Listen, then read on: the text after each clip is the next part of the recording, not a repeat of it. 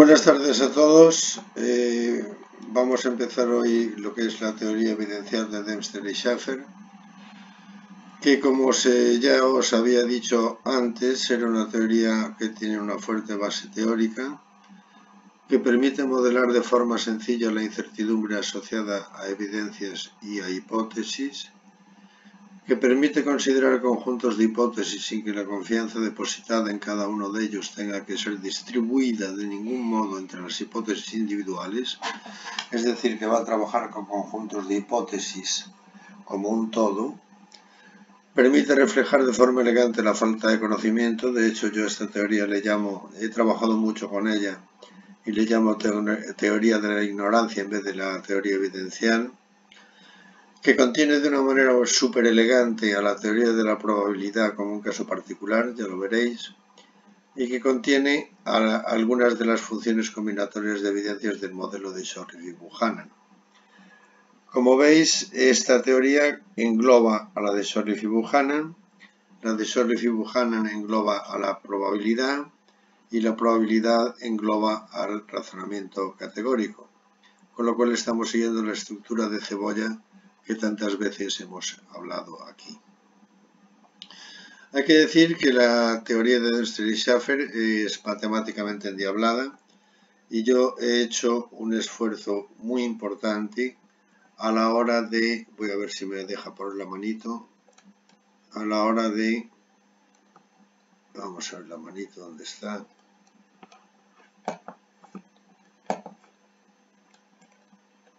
a la hora de facilitar la comprensión matemática del modelo, de la teoría.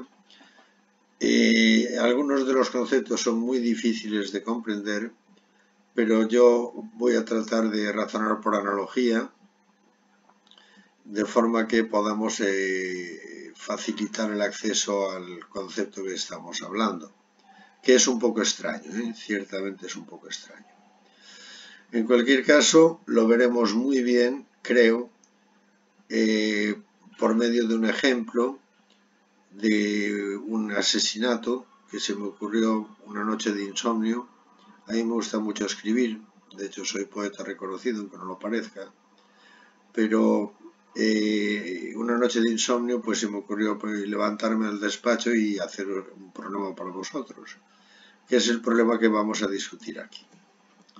Bien, dicho esto, empezamos con la teoría evidencial de Dempster y Schaffer, y el primer concepto que aparece, que es un concepto ya de por sí complicado, es el concepto de marco de discernimiento, que es el conjunto finito de todas las hipótesis que se pueden establecer en el dominio de un problema.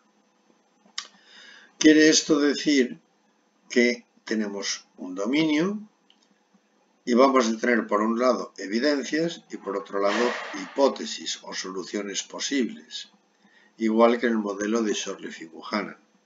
Bueno, pues el marco de discernimiento es el conjunto finito de todas las hipótesis que se pueden establecer en el dominio del problema, es decir, de todos los problemas que pueda haber en el dominio.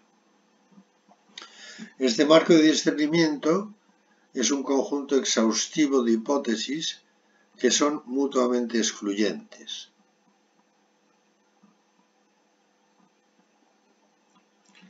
Quiere decir que, en teoría, la solución a un problema va a ser una y solo una hipótesis.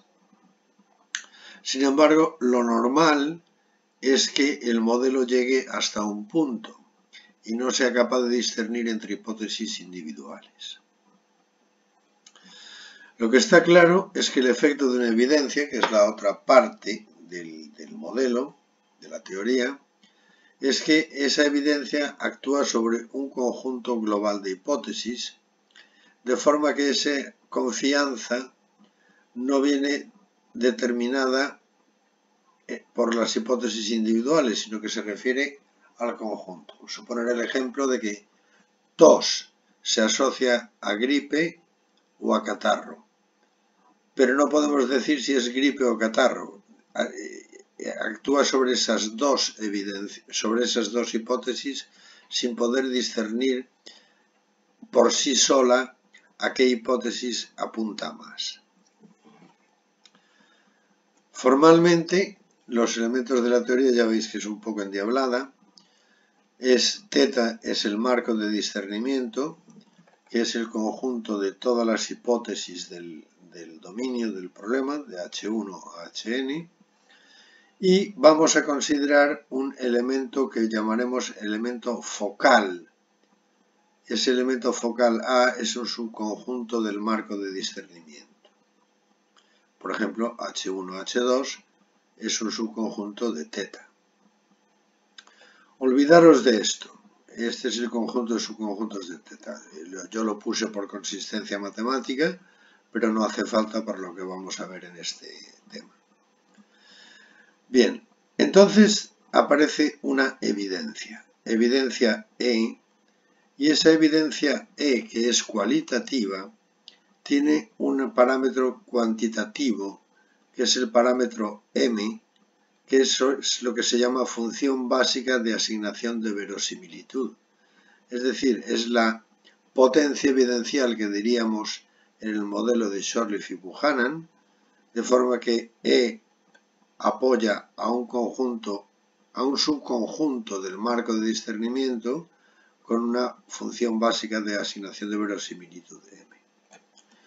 Formalmente, esto se escribe diciendo que E actúa sobre A, que está incluido en el marco de discernimiento, con una M de A, que es igual a S, de forma que S está entre 0 y 1. Y ahora algo que os va a sorprender mucho, es que el resto de la confianza se asocia no al complementario de A, sino al propio marco de discernimiento. Es decir, que M de θ, después de aparecer E, es igual a 1 menos M de A, que será igual a 1 menos S. Y para cualquier otro subconjunto del marco de discernimiento va a ser igual a 0, de forma que para todo subconjunto incluido en θ, sea distinto de θ y sea distinto de A. Me explico. Vamos a suponer el tema, vamos a hacer la primera analogía.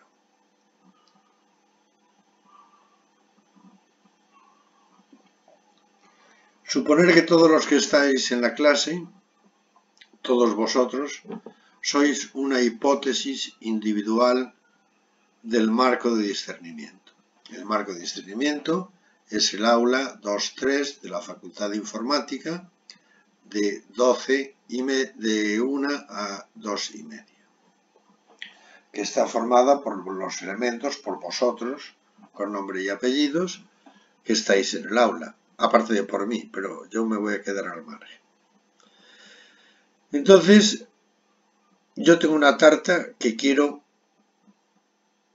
rifar entre vosotros y os doy un papelito con un número a cada uno, pero os doy menos números que alumnos sois, es decir, que puede haber 2 alumnos o 3 alumnos con el mismo número. Estamos hablando de este subconjunto del marco de discernimiento. Entonces, yo rifo la tarta y le sale al número 7. Y hay 4 de vosotros que tiene el número 7. Por lo tanto, el trozo de tarta que rifo os lo repartís entre... O sea, le ha tocado a todos aquellos que tengan el número 7. Luego ya se lo repartirán ellos como quieran. Pero yo corto la tarta y se lo doy, corto la tarta y le doy el pedazo a todos aquellos que tienen el número 7. Bien, la idea es la siguiente. Antes de empezar la rifa, ¿qué pasa? Que el desconocimiento es total, le puede tocar a cualquiera. ¿Sí o no? Luego entonces, cuando yo, antes de empezar la rifa, tengo la tarta, la medida de asignación básica de verosimilitud del marco de discernimiento, que sois todos vosotros, es 1, porque la tarta se va a rifar. Ahora, saco la papeleta de la urna y me sale el número 7. Entonces, la medida de asignación básica de verosimilitud para los que tienen el número 7 es la que le toque. Si hay 4, pues será un cuarto o lo que sea. Pero el resto de la tarta que queda sin rifar tiene una probabilidad, una medida de asignación básica de verosimilitud, que era la ignorancia total, que era 1, menos la certidumbre después de sacar la evidencia. Es decir, 1 menos m de a. Es decir, me queda menos tarta que repartir en una segunda rifa. Ahora, con el trozo de tarta que me queda después de la primera rifa, hago una segunda rifa. Una segunda rifa en donde yo soy muy generoso y en vez de decirle a los que ya les tocó la primera vez que se vayan del aula, vuelven a entrar en la rifa. Y entonces vuelvo a hacer una segunda rifa, de forma que con el trozo de tarta que me queda, saco un número y da la casualidad de que saco el 6. Y uno, por ejemplo, de los que tenía el número 7 antes, ahora tiene el 6. Pues le vuelve a tocar un trozo de tarta. ¿De acuerdo? Entonces, quedaros con esa idea de la tarta, que yo creo que es bastante ilustrativa. Si θ es igual al marco de discernimiento y yo tengo un subconjunto A del marco, tengo una evidencia que le asocia un trozo de tarta, una función básica de asignación de verosimilitud. Cuando hago la rifa, al subconjunto correspondiente le toca S y esa S se la quito a la situación inicial. Ese es el concepto fundamental. Las condiciones del elemento focal, que son aquellos elementos, aquellos subconjuntos del marco de discernimiento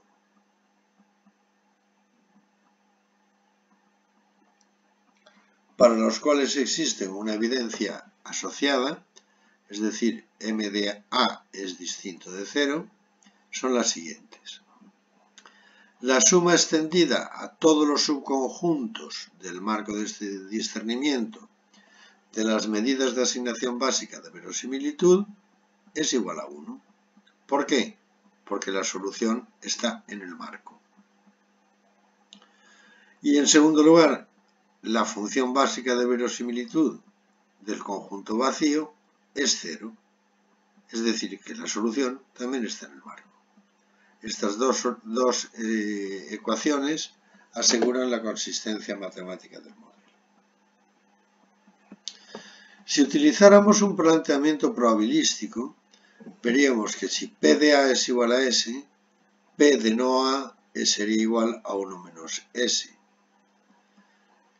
porque la suma tiene que dar 1. Pero en el planteamiento evidencial, si S es el marco de discernimiento, que es igual a H1, H2, H3 y H4, por poner un ejemplo, y tenemos que un elemento focal H1, H2, que es un subconjunto del marco, y aparece una evidencia E que apoya a A con una M de A igual a M de H1, H2 igual a S, entonces M de θ es igual a M de H1, H2, H3, H4, que es igual a 1 menos S.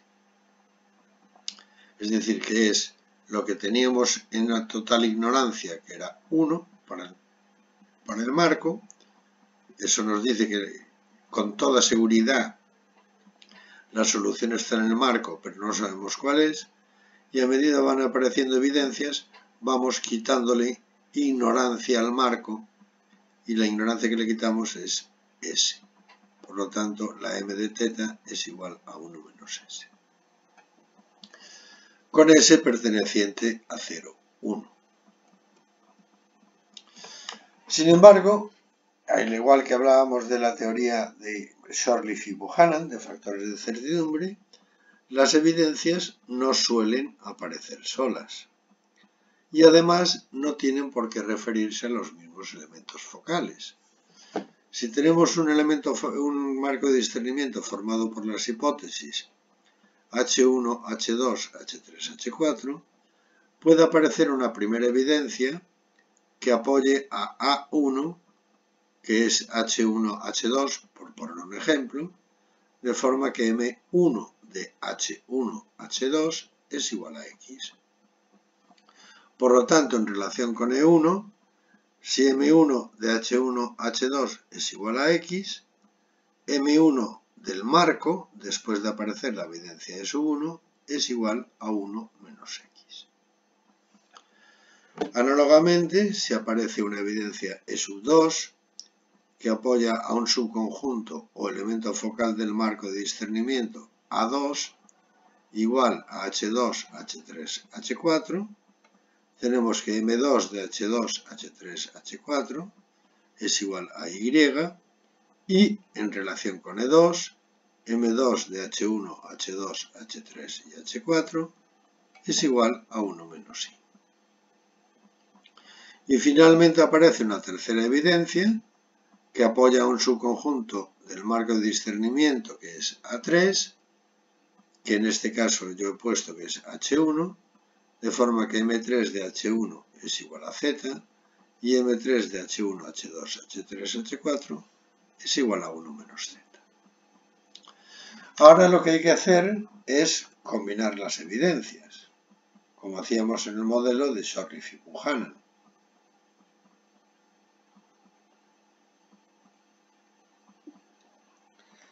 De tal forma que si E1 vamos a trabajar solamente con dos evidencias para facilitar la comprensión.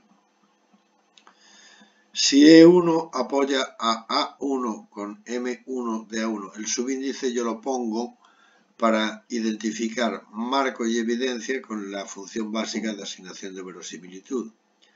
M1 de A1 igual a X, y si E2 apoya a A2 con M2 de A2 igual a Y, Dempster y Schaffer definen la combinación M1,2, es decir, la combinación de las dos evidencias, sobre un subconjunto C, que ya veremos cuál es, de la composición matemática de M1 de A1, M2 A2. Composición matemática que ellos formalmente describen como con este símbolo que en realidad es un producto tensorial, pero que es en realidad un producto numérico como otro cualquiera. Entonces, M12 de C es igual a M1 de A1 por M2 de A2, en donde C es la intersección de A1 y A2. Esto lo veremos después con un poco más de calma. Esta expresión se puede generalizar fácilmente. M12 de C para todo C igual a la intersección de AI con BJ es igual a M1 de AI por M2 de BJ.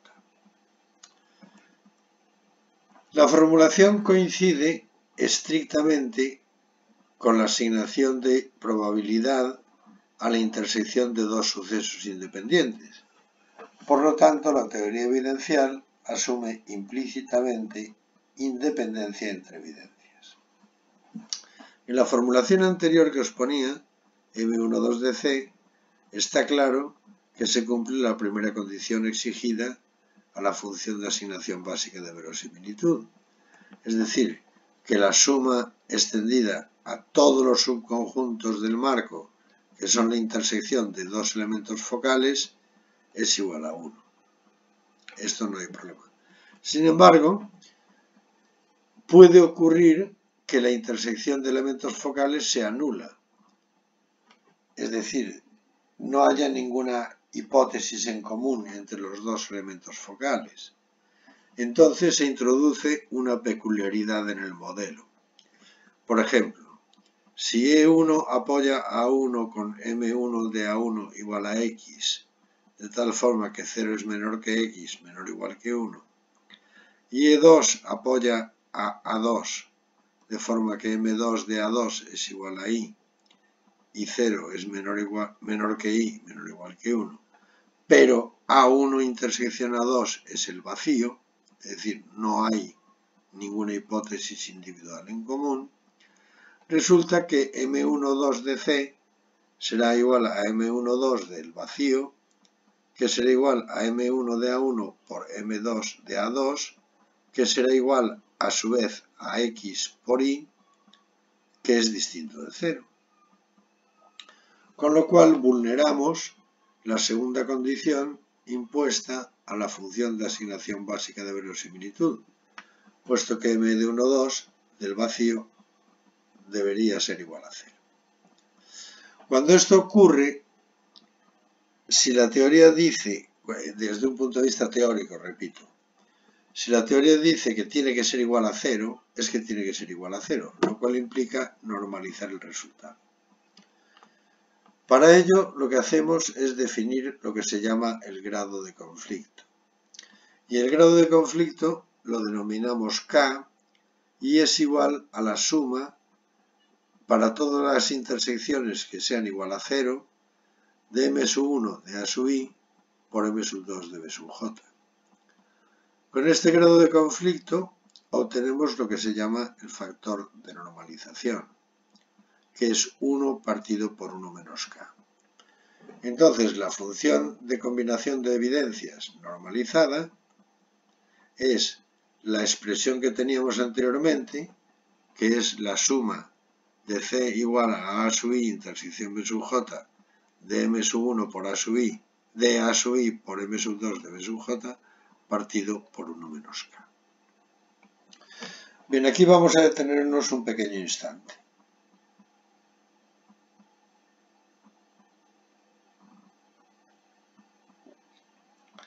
¿Qué ocurre cuando la intersección AI y BJ no es nula? Si no es nula, no hay ningún K. K es igual a 0 y el factor de normalización es 1 partido por 1, que es 1, y el resultado es la formulación original. Ahora, ¿qué ocurre cuando hay una intersección que no es el vacío, que es el vacío, con una determinada función de asignación de verosimilitud? Pues que K toma un valor. Y entonces ese valor hay que repartirlo entre las demás funciones de combinación. 1 partido por 1 menos K, si K tiene un valor, es 1 partido por algo menor que 1, que será mayor que 1. Y ahora la pregunta del millón. ¿K puede valer 1? Esto es análisis matemático. Solamente hay un caso en el que K puede valer 1, que es el caso del conflicto total. Suponer que tenemos un marco de discernimiento, luego os pondré un ejemplo, un marco de discernimiento que tiene únicamente dos hipótesis, H1 y H2. Y supongamos que tenemos una evidencia que apoya a H1 con una medida M de 1. Con lo cual la evidencia 1 apoya completamente a H1. Y luego aparece otra evidencia de sub 2 que apoya sin ninguna duda a H2. Es decir, que M de H2 de H2 será 1. La intersección de H1 con H2 será el vacío. Y sin embargo, aparece una función que es el producto, que es 1. Por lo tanto, en este caso, K es igual a 1 y 1 partido por 0, que es 1 menos 1, no está definido. En este caso, en donde las evidencias son totalmente contradictorias, no existe posibilidad de llegar a acuerdo. Y esto yo lo suelo explicar con un tema de negociación. Suponeros que tenemos dos elementos que están negociando. Uno la patronal y otro los sindicatos. La patronal y las hipótesis que se están barajando son bajar los impuestos por una parte y por la otra parte subir los sueldos. Evidentemente la patronal va a decir lo que hay que hacer es bajar los impuestos y los sindicatos van a decir lo que hay que hacer es incrementar los salarios. En este caso, los empresarios dicen uno a bajar los impuestos y los sindicatos dicen uno a incrementar los salarios. Por lo tanto, no hay ningún elemento de negociación y la mesa de negociación se rompe. Es decir, que la combinación de evidencias no está definida. Vamos a ver todo este tema con un ejemplo. Supongamos que tenemos θ igual a H1, H2, H3 y H4. Y tenemos E1 que apoya a 1, que es H1, H2. De forma que M1 de A1 es igual a 0,6 y M1 de θ1 es igual a 0,4. Pongo el subíndice en θ porque aunque todas las θ son iguales, θ, θ1, θ2, θ3, θ4, así me queda claro que esta θ1 se refiere a la evidencia 1. Pero, repito, todas las θ son iguales. Luego tenemos E2, que apoya a A2, que es H2, H3, H4, de forma que M2 de H2 es igual a 0,7 y M2 de θ2 es igual a 0,3, porque tienen que sumar 1. 0,6 más 0,4 es igual a 1 y 0,7 más 0,3 es igual a 1. Y luego aparece una tercera evidencia, que es la evidencia E3, que apoya a A3, que es H1, con M3 de A3 igual a 0,8 y M3 de θ3 es igual a 0,2. Y, repito, θ es igual a θ1, igual a θ2, igual a θ3, que es el marco original. H1, H2, H3 y H4. ¿Cómo se hace esto? Bueno, pues por partes. Mediante una tabla es muy sencillo de hacer.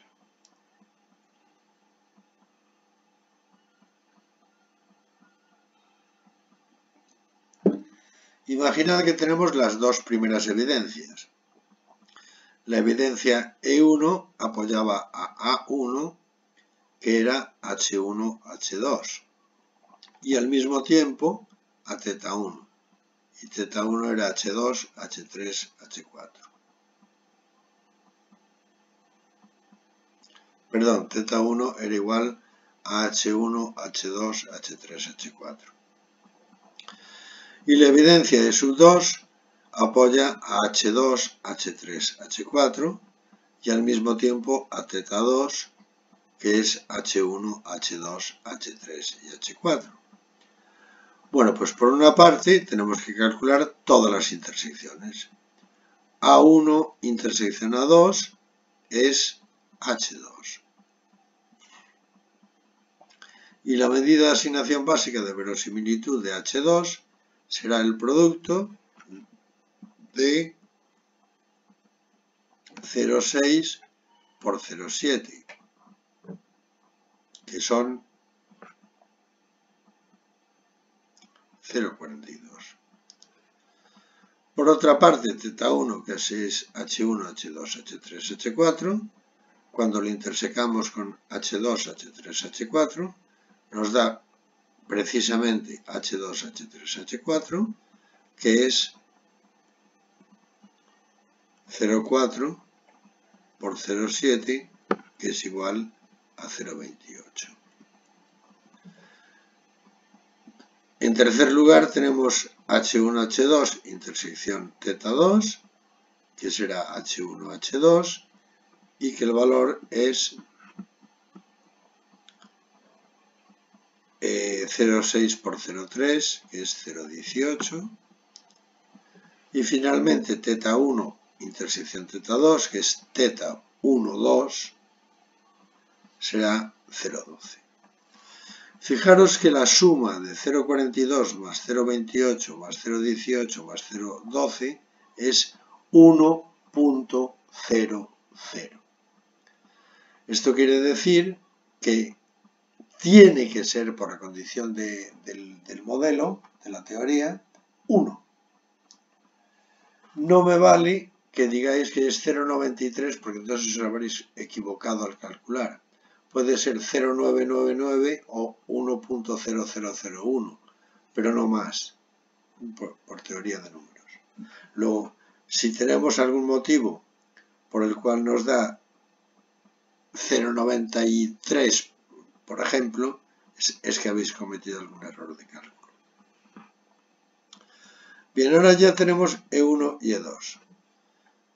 Se cumplen las condiciones para la función de asignación básica de verosimilitud, que es que la suma desde i igual a 1 hasta 4 de m1,2 de c sub i es igual a 1, de forma que m1 de 2 de h2 más m1,2 de h1,h2 más m1,2 de h2, h3, h4 más m1,2 de θ1,2 es igual a 0,42 más 0,18 más 0,28 más 0,12, que es 1,00. Yo aconsejo siempre que utilicéis el mismo número de decimales que evidencias estáis considerando para detectar errores. Entonces, por otra parte, no hay ningún elemento vacío, ningún conjunto vacío, y m1,2 del vacío es igual a 0. Hasta aquí todo va bien. Ahora aparece la tercera evidencia. Y os recuerdo que la tercera evidencia apoyaba a A3, que es H1, con un valor de 0,8 para A3 y un valor de 0,2 para θ3. Entonces, utilizando el mismo sistema, aquí aparecen E1 y E2, que son H2, H1, H2, H2, H3, H4, θ1, 2, y los elementos focales apoyados por E3 son H1 y θ3. La intersección ahora, empezamos con las intersecciones. H2 intersección H1 es el vacío, y m de 1, 2, 3 del vacío sale 0,336.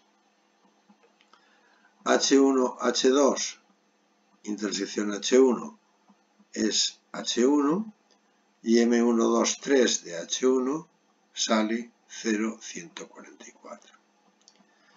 H2, H3, H4 intersección H1 vuelve a salir el vacío y es m1, 2, 3 del vacío 0,224, y θ1, 2 intersección H1 es igual a H1 y m1, 2, 3 de H1 es igual a 0,096.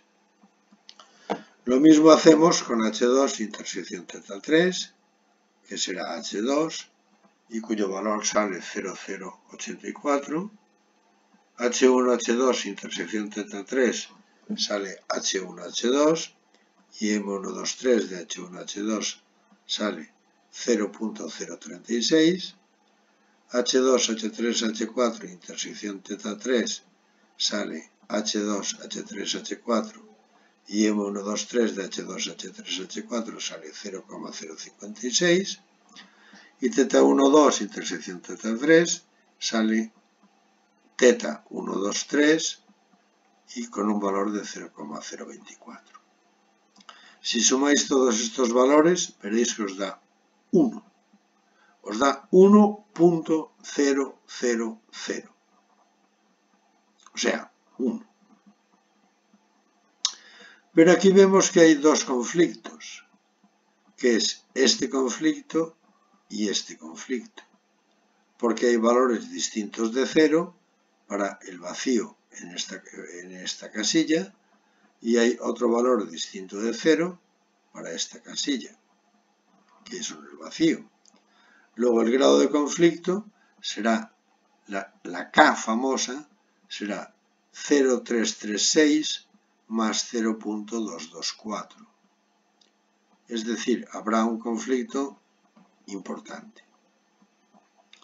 De hecho, el grado de conflicto será 0,336 más 0,224 igual a 0,560.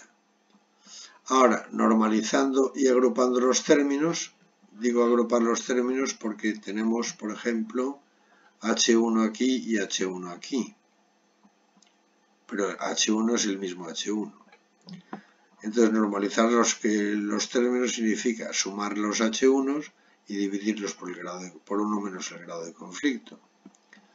De forma que, si hacéis las cuentas, y os recomiendo que lo hagáis en casa, sale que un M de 1, 2, 3 de H1 es igual a 0.545, M1, 2, 3 de H2 sale 0.191, M1, 2, 3 de H1, H2 sale 0,082, M1, 2, 3 de H2, H3, H4 sale 0,127 y M1, 2, 3 de H1, H2, H3, H4 sale 0,055. Si hacéis la suma os da 1.000. Y pongo 3 ceros porque son las 3 evidencias que estamos combinando. Bien, pues lo vamos a dejar aquí y el próximo día hablaremos de otros elementos de la teoría evidencial. Muchas gracias por vuestra asistencia y hasta el próximo día.